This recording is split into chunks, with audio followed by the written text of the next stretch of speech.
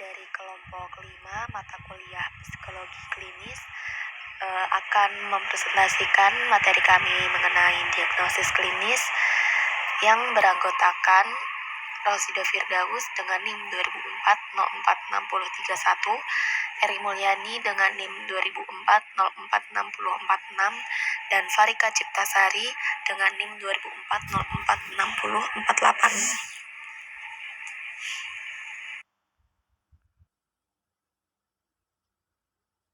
Pertama yakni materi diagnosis klinis dan diagnosis medis. Diagnosis klinis sama dengan diagnosis medis, yaitu diagnosis klinis adalah penentuan kondisi kesehatan yang sedang dialami oleh seseorang sebagai dasar pengambilan keputusan medis untuk prognosis dan pengobatan.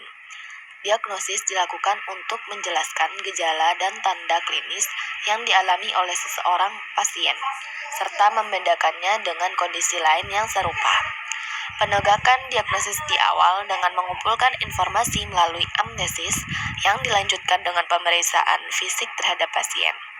Penegakan suatu diagnosis diawali dengan cara mengumpulkan informasi melalui amnesis atau yang berkaitan dengan pemeriksaan riwayat kesehatan yang kemudian akan dilanjutkan dengan pemeriksaan kondisi fisik pasien. Pemeriksaan lanjutan diagnostik biasanya dilakukan dengan ultrasonografi, sinar X, atau uji laboratorium, seperti pemeriksaan urin dan darah yang sering diperlukan selama proses diagnosis.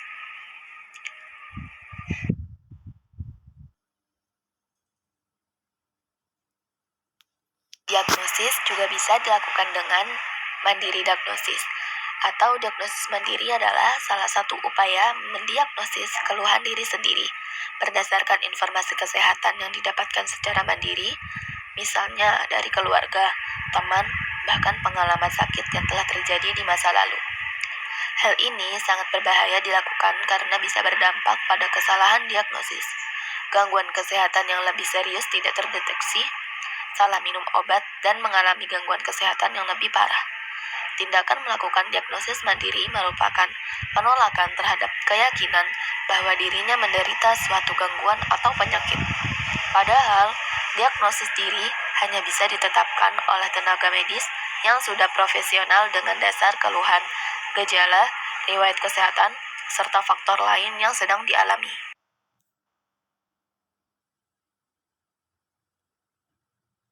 Diagnosis mandiri juga sangat berbahaya apabila diterapkan pada gangguan kesehatan mental yang diakibatkan oleh pemikiran, suasana hati, perasaan atau perilaku.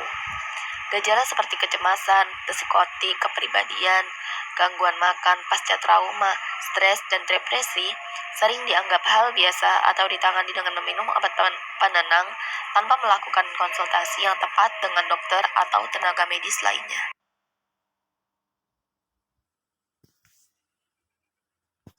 Yang selanjutnya yaitu jenis-jenis diagnosis. Yang pertama, diagnosis kerja. Diagnosis kerja adalah diagnosis probabilitas yang diambil sebagai hasil pemeriksaan sementara yang bisa digunakan untuk tindakan penanganan pasien selanjutnya. Yang kedua yaitu diagnosis banding, merupakan identifikasi seluruh kemungkinan diagnosis yang berhubungan langsung dengan gejala, tanda, dan temuan laboratorium sampai dengan membuat keputusan diagnosis akhir.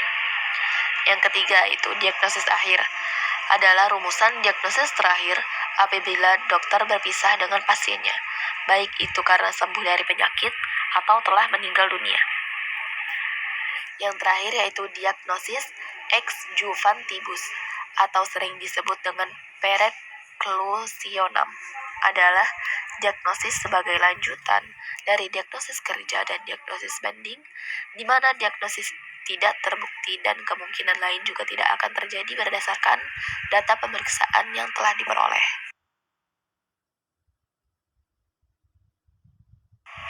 Yang selanjutnya itu tahapan-tahapan mendiagnosis suatu penyakit. Yang pertama yaitu anamnesis, yang terdiri dari keluhan utama, riwayat perjalanan penyakit saat ini, riwayat penyakit keluarga, riwayat penyakit dahulu, dan riwayat reproduksi wanita ditanyakan kepada pasien secara lengkap dan mendetail.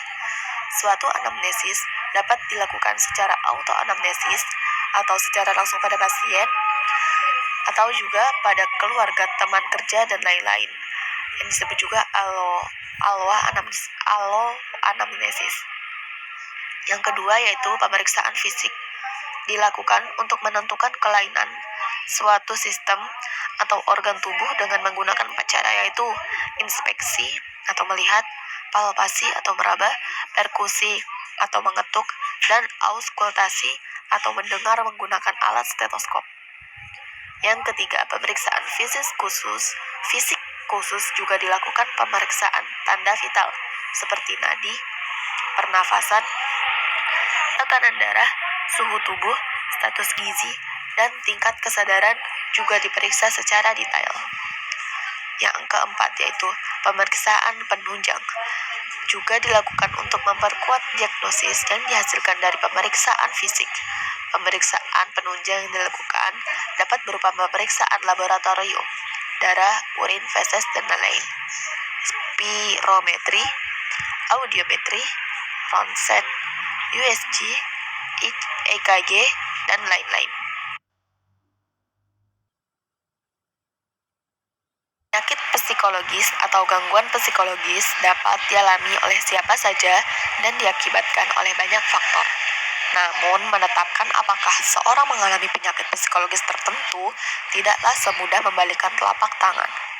Dalam masyarakat, jika seseorang berperilaku secara tidak normal, maka orang tersebut dianggap memiliki penyakit psikologis tertentu.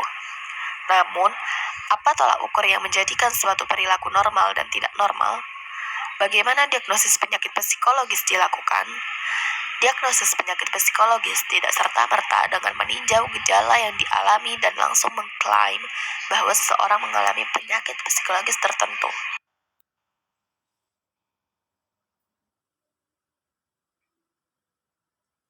Ada beberapa langkah yang harus dilakukan untuk mendiagnosis seseorang, yaitu konsultasi psikologis. Pertama, pengumpulan informasi. Pengumpulan informasi dari penderita merupakan langkah awal dari pembentukan diagnosis.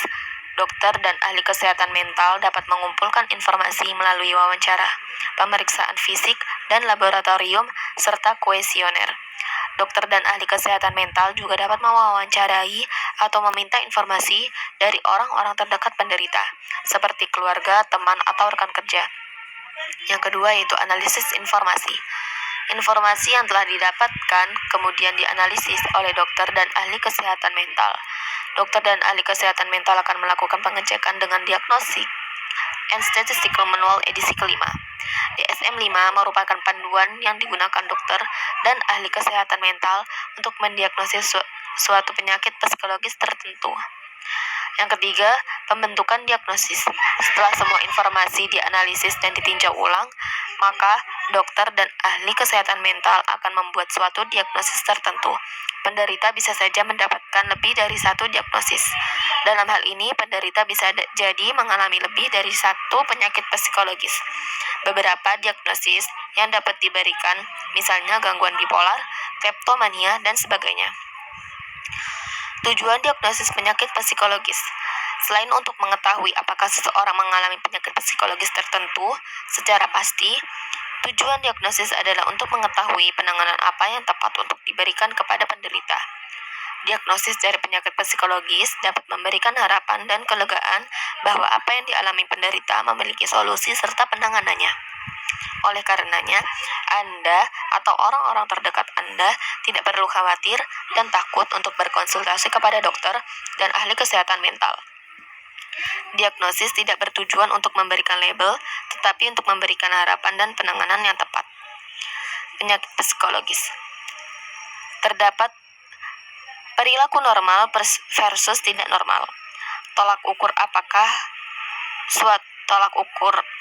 suatu perilaku dapat dianggap sebagai suatu penyakit psikologis adalah jika perilaku tersebut mengganggu fungsi kognisi, proses memahami pengetahuan, pengelolaan emosi, ataupun perilaku individu secara psikologis, biologis, dan tahap perkembangan individu.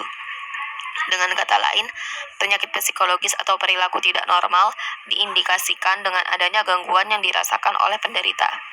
Selain itu, penderita juga pernah mengalami gangguan dalam aspek-aspek kehidupannya yang membuat tidak dapat berfungsi dengan baik.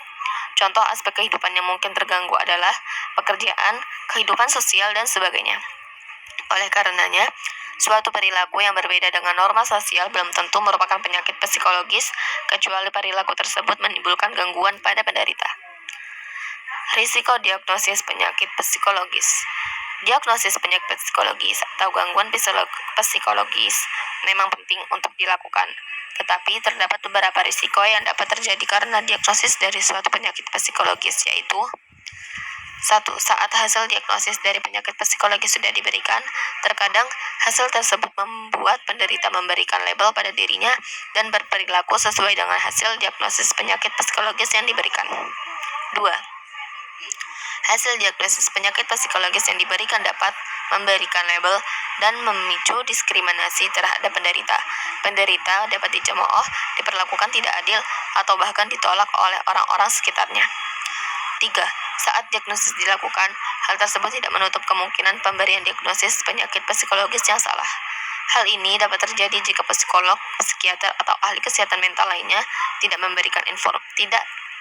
mendapat informasi yang cukup untuk membuat diagnosis penyakit psikologis yang tepat. 4.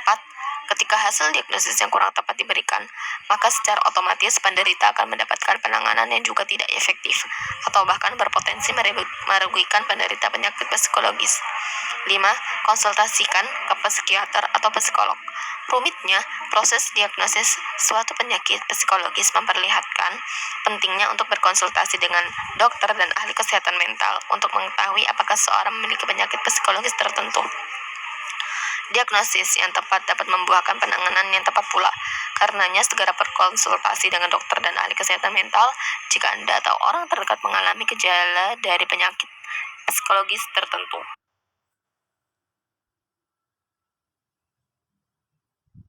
Cukup sekian presentasi dari kami, dari kelompok 5. Terima kasih.